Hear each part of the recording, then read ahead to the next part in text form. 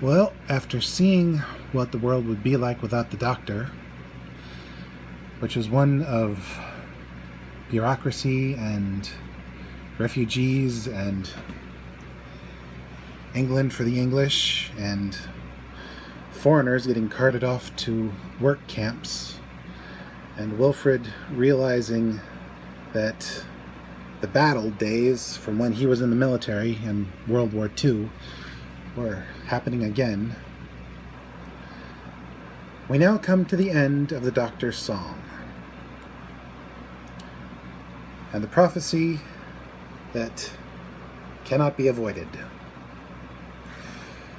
We start with the Doctor meeting a young noblewoman named Christina, who, like Carmen Sandiego, likes to steal stuff just for the thrill of it. Not to mention a few other people, just average types, and an elderly couple who take turns making dinner and cleaning up afterwards. This time it's the husband's night to make pork chops and the wife's turn to clean up. Also, fun fact, the wife is mildly psychic. They're able to collect 10 quid or 10 pounds twice a week through lottery tickets. So she doesn't abuse her power, thankfully. But then something happens on that bus. She hears voices screaming in pain. Sees death coming. And the Doctor, well, he's got a little device to detect weird particles. And it does. And the bus driver accidentally drives through a wormhole, and they end up on a desert planet with 3 suns in the sky. Only the Doctor, after testing the sand, finds something within it. Something not quite kosher. Meanwhile, the authorities are called on a combination of the bus disappearing and the fact that Lady Christina stole a very important ancient gold chalice. It's over 1,000 years old, so definitely ancient. But UNIT quickly assert their position, and the Doctor gets in contact with them. And the lady running the operation puts him through to their science officer, who's a bit of an oddball. Honestly, you'd swear he was a Gallifreyan, the way he talks. But no, he's just a normal human with quirks. Might make a good companion, or a template for the Doctor to regenerate into. He's also played by a stand-up comedian who works kind of blue. Anywho, eventually they find a crashed spaceship. And the people serving aboard that ship are actually anthropomorphic fly aliens who speak in clicks and grunts. But the Doctor can understand them, and they have psychic translators. So there's no language barrier to deal with. He finds out, along with Lady Christina, that the fly people were there to trade with the people of the world they're on, only to find that a year ago something attacked them and reduced the people, cities, and animal and plant life to dust. And that's what that sand is. The remains of a civilization that was wiped out in a year. 100 billion people gone. Like that. Thanos would be proud.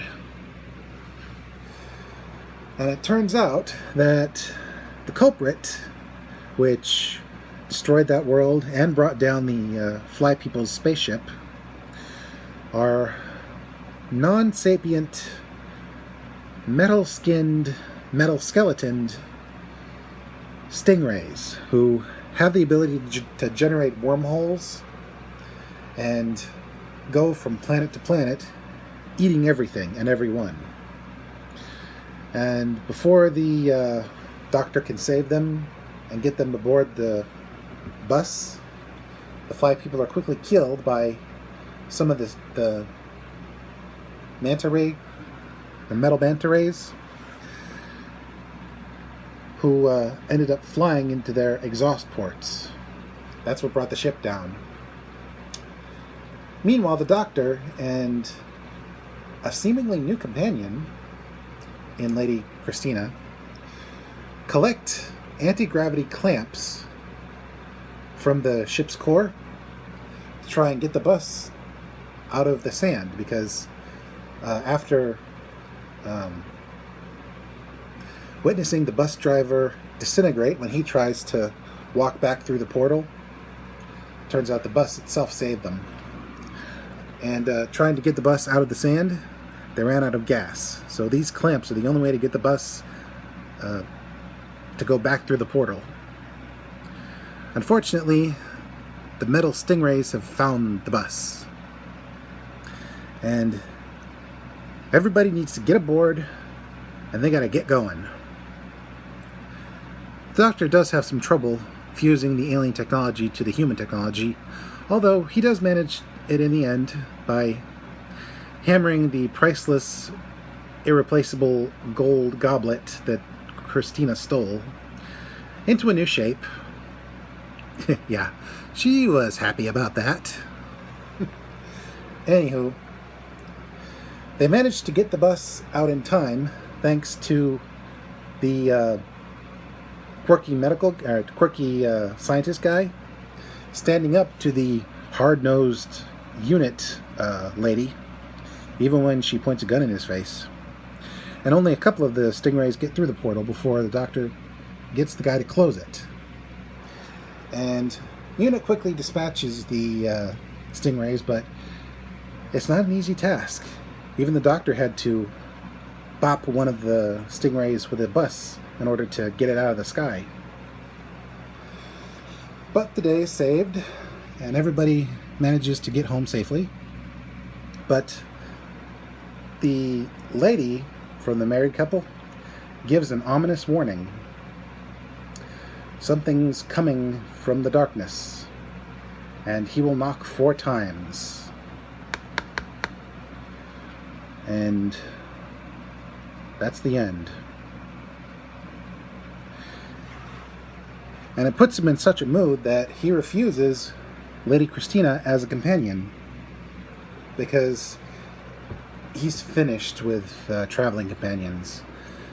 It's just too painful watching them go, or in some cases watching them die. But it's okay, because she's got her own adventures in a flying bus, being chased by her version of Commissioner Gordon.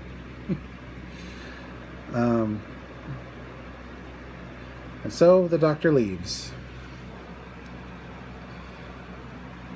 And on a lark, he decides to travel to Mars, only to be taken hostage by a colony group, first on Mars in the 2050s. Not too far off, actually. If it's 2024 or 2023 now, well, it will be in a couple months. Well, in a little more than a month, actually. 2023, the mid-2050s. Not too far off. Anywho, he realizes who those people are, and also realizes that it's Pompeii Day all over again. He has to make the hard decision and leave these people to unravel history. Because, as he later informs the leader of the group, Adelaide,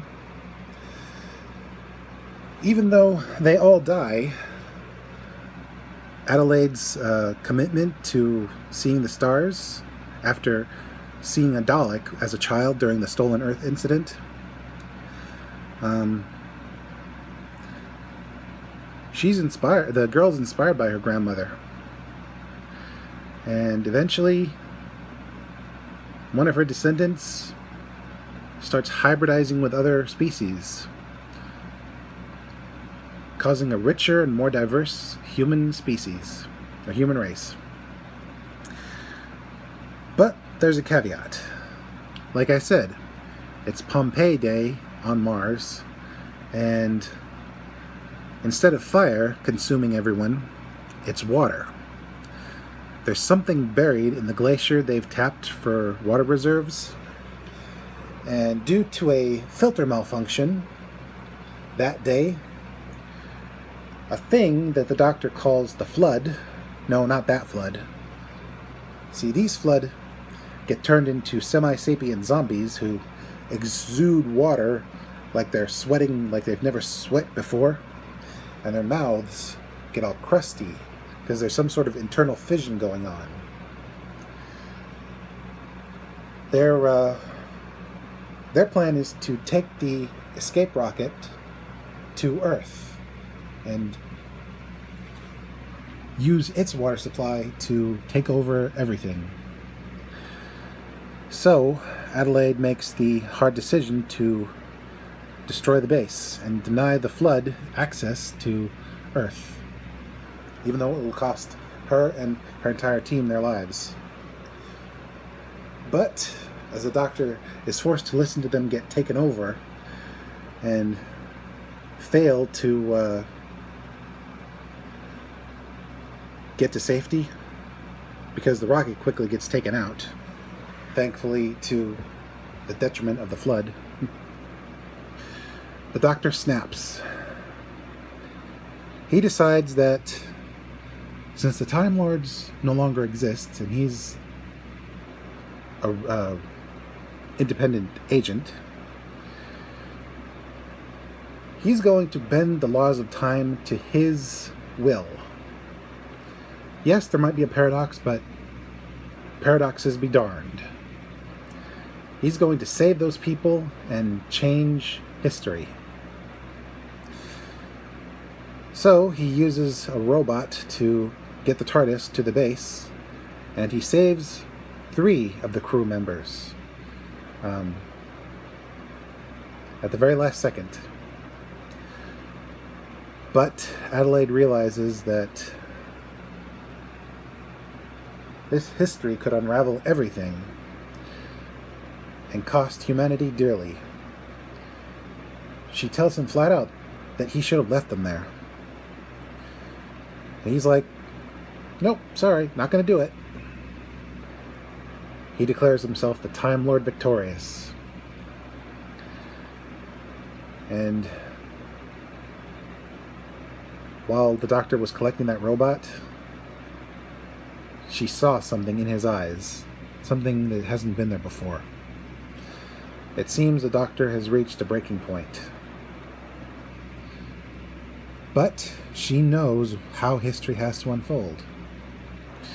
So, after stepping into her home for the last time, once they're back on Earth, she puts her own blaster to her head. And that, thankfully, snaps the Doctor out of whatever he was becoming.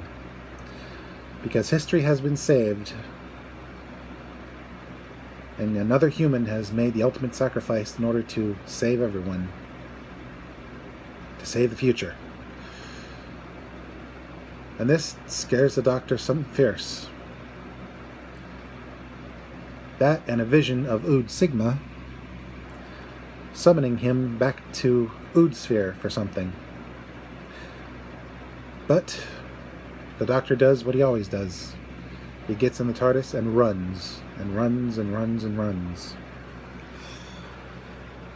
But not for long. Because eventually,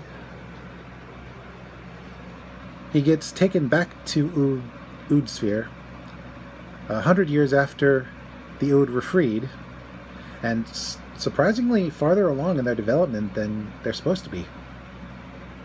He meets an elder Ood who gives him a vision. Someone's returning. And once again, the Fornocks. He also speaks of Wilfred and his woes.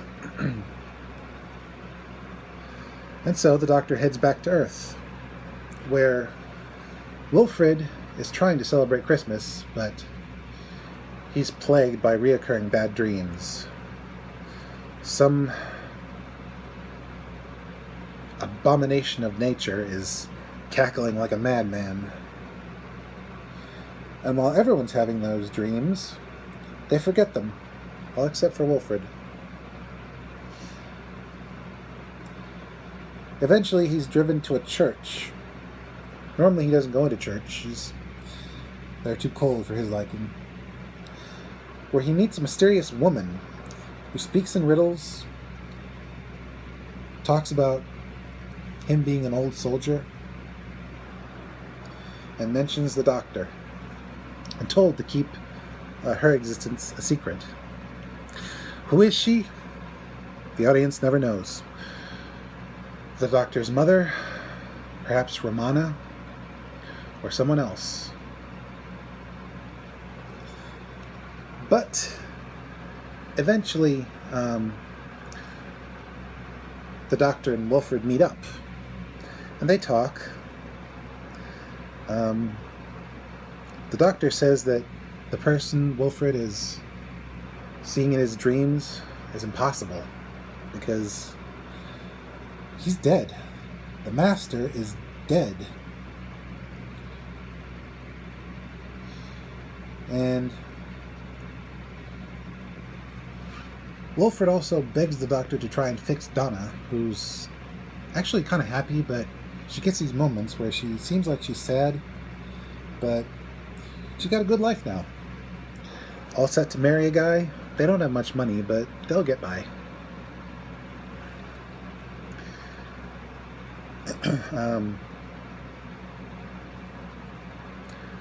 Also, in another part of England, it seems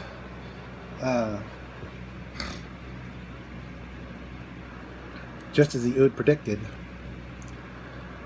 when the Doctor burned the Master's remains, that ring that fell off the funeral pyre turned out to be more significant than we thought. It's like a one ring of power situation.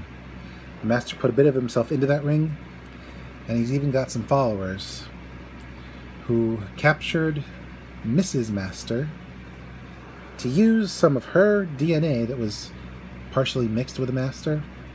I guess they're kisses.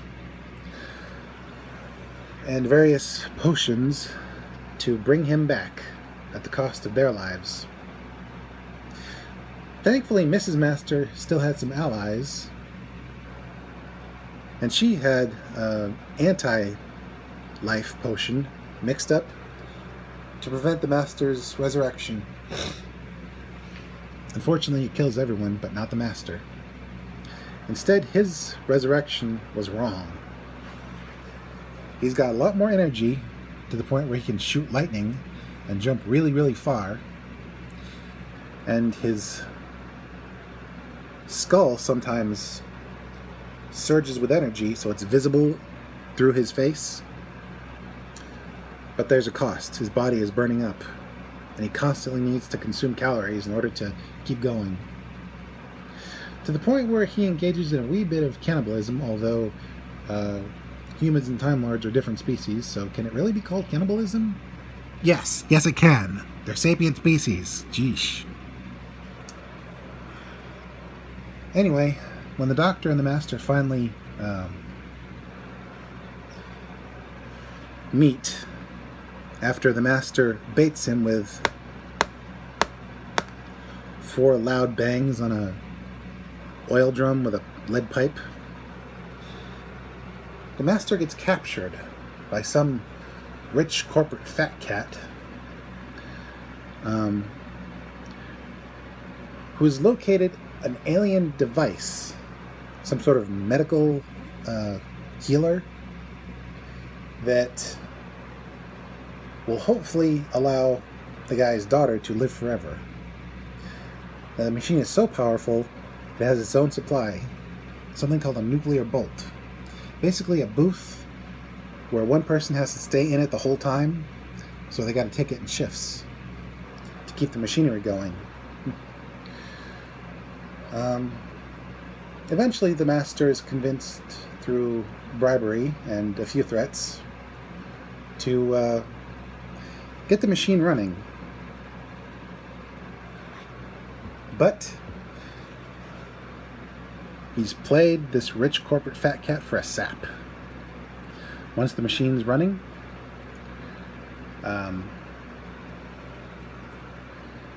he uses it to copy himself onto the whole planet, making billions of copies of himself. Because that's what the machine does. It heals whole planets, and the master has turned it into a cloning device. Even turning President Obama into a version of the master before he could say what he was going to do to fix the recession. Whoops. No wonder we're still having problems. Also, the Doctor and Wilfred, who tags along and sees the inside of the TARDIS, and is this Doctor's final companion. Ominous. Foreshadowing is ominous. They get help from two aliens who are trying to salvage the alien tech, because that's what the machine is. Because it's partially from their home system. They're sort of related to the same species as Banacaphilata, although these people are of average humanoid height and green.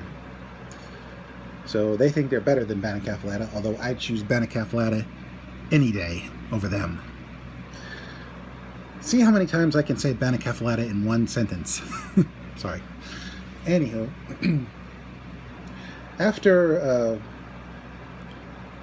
a bit of a respite aboard their spaceship, hiding from the master,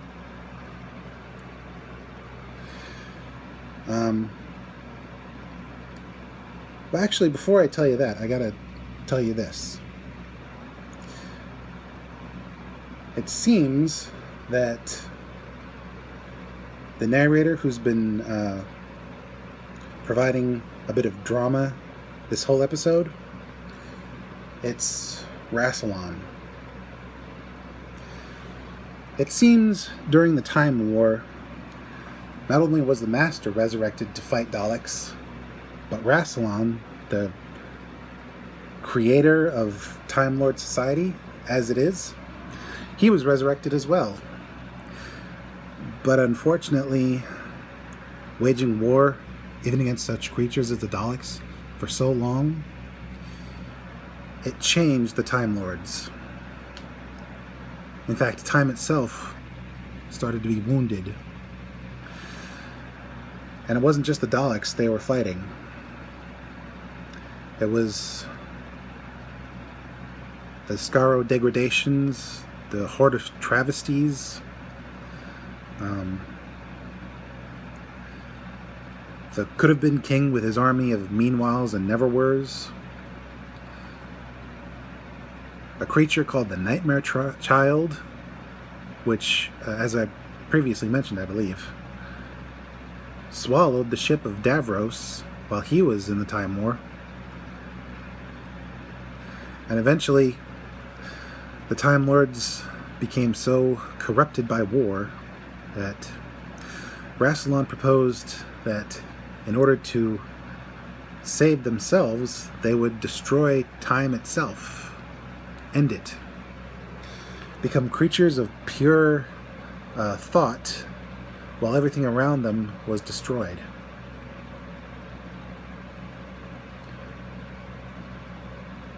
And that's why the Doctor had to destroy them. So, when the Master copied himself onto every human, that strange drum beat in his head that apparently he's had all his life, ever since he was a child, and was made to look into the untempered schism, which is a window into the time vortex, to see what kind of Time Lord he could become. Well, turns out the Time Lords were responsible for that. A signal that would lead them out of the time lock and bring the Time Lords and Gallifrey itself and everyone that they were fighting against back into real space. Rassilon even uses a gem from his scepter to make the connection physical. At which point, the Master decides to go ahead and bring the Time Lords back using that gem. He plugs it into the machine that he copied himself with, and the Time Lords return along with Gallifrey and all the badness it brings. Now, at first, the Master wants to copy himself onto the Time Lords, but Rassilon has this power gauntlet, which he used earlier to vaporize one of his own council, and which he also uses to reverse the Master's transformation of all the humans. And while the Master is willing to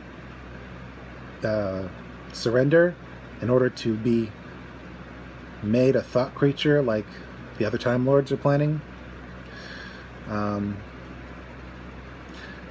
the Master rejects him. So, yeah, there's that.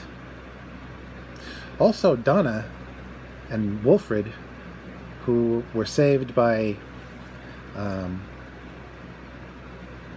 Doctor's memory block and getting shoved into that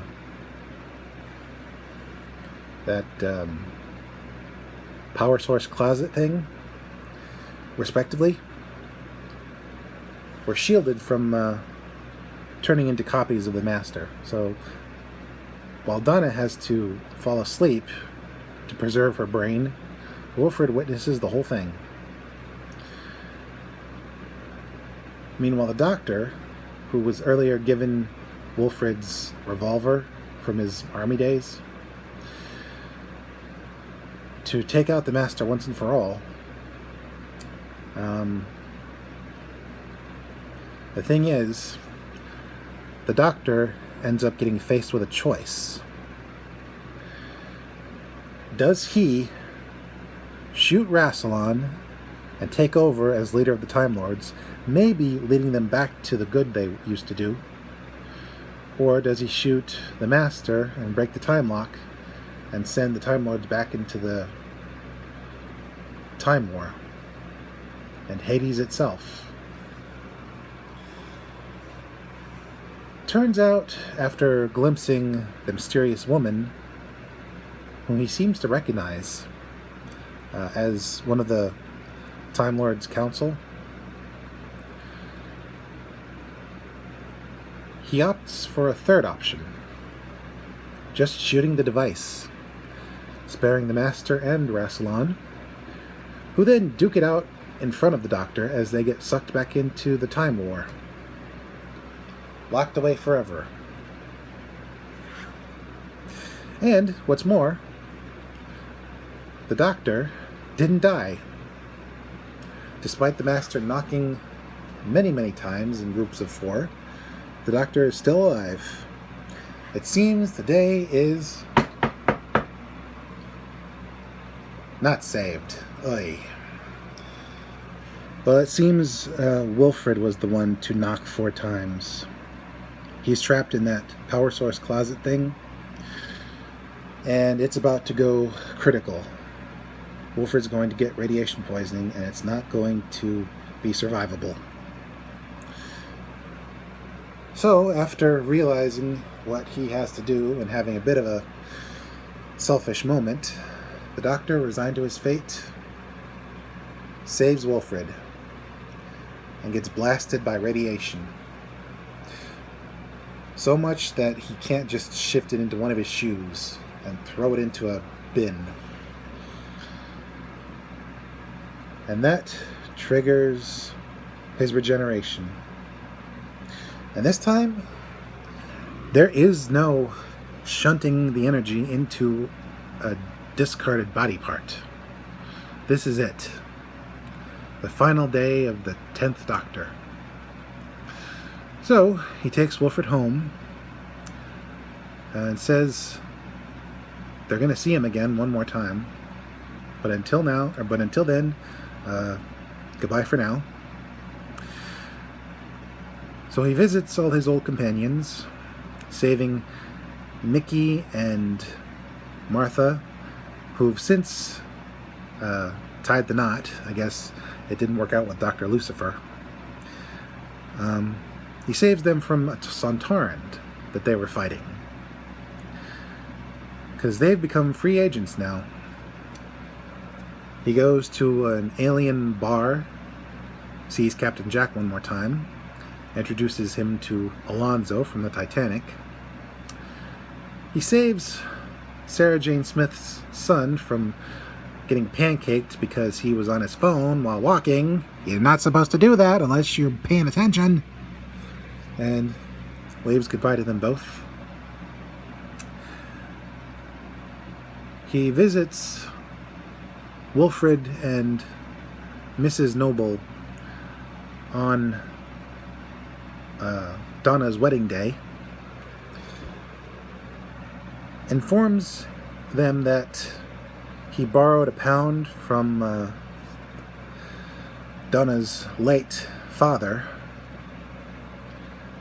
and gifts her a lottery ticket. Now, a lottery ticket from a time traveler, that's money in the bank.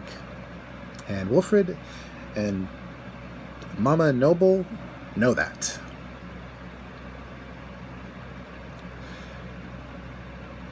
And the world gets introduced to Donna Temple Noble, her married name. Fun fact, roughly translated, Donna Temple Noble means Lady Time Lord. How fitting. And who knows, maybe someday she'll, at the end of her life, regenerate somehow. Get 2 hearts. But anyway, this is goodbye. With a final salute from Wilfred, the Doctor leaves and goes back to where it all started. New Year's Eve, 2005. Telling Rose, after she talks to her mom, that she is going to have a fantastic year. And with that, he struggles to get to the TARDIS, seeing Ood Sigma one last time, who promises that while this song is ending, the story doesn't end. And the Ood will sing him to his rest. So he puts the TARDIS in orbit, and with a final utterance of "I don't want to go," regenerates. And because of a combination of the radiation and him holding it back for so long, this regeneration smashes the TARDIS. I mean, really smashes it.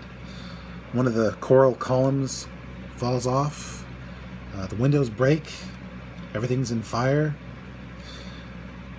and with a yell, "Welcome to the TARDIS, Matt Smith," who quickly checks his body to see whether or not he has all the same limbs,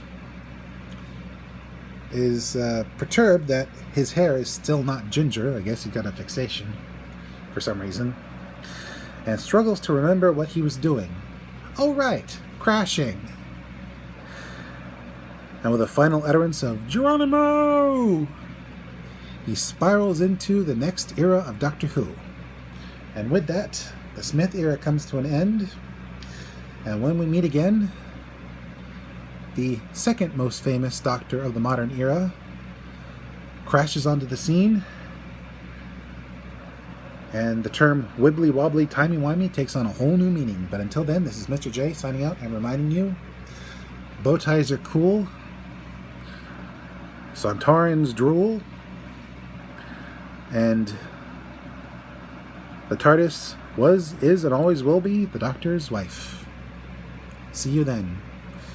And so long, Mr. Tennant.